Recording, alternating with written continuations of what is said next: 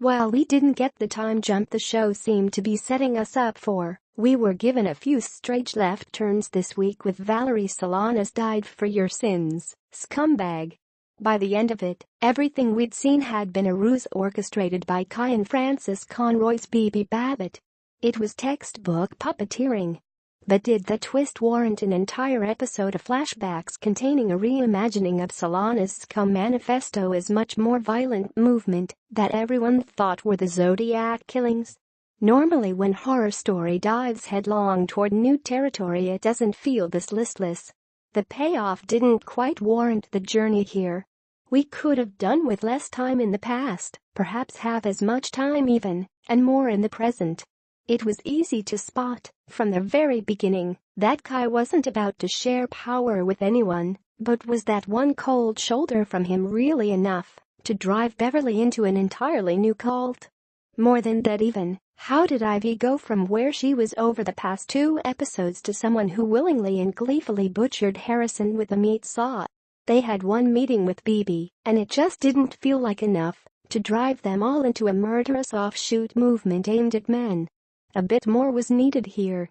I'm not sure what Kai's angle is here, but it's unknown right now who the true mastermind is.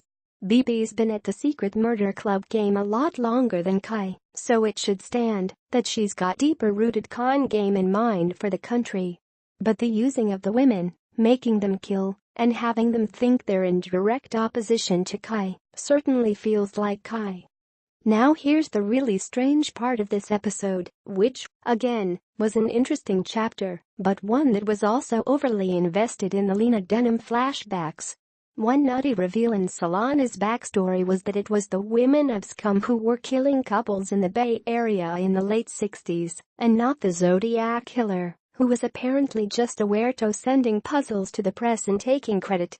Horror stories played around with history in fun ways before. Remember how Rudolph Valentino was actually a vampire? But this little time warp seemed to trample on the toes of Hotel, given the series' larger shared universe.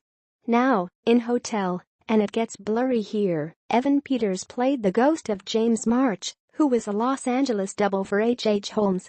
March would host a dinner every Devil's Night for a phantom squad of notorious real-world, our-world, serial killers. One of them, yes, was the Zodiac killer, and the joke was that he always kept his hood on because he was never caught or identified.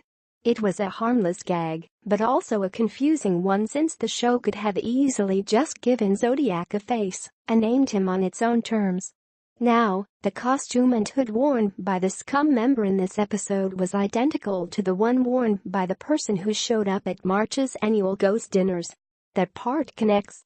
But who is under the hood at March's dinners? The easy answer is Butchie May, who was the Solanas follower in the actual costume during the murders. But then, how would May hear March's otherworldly request?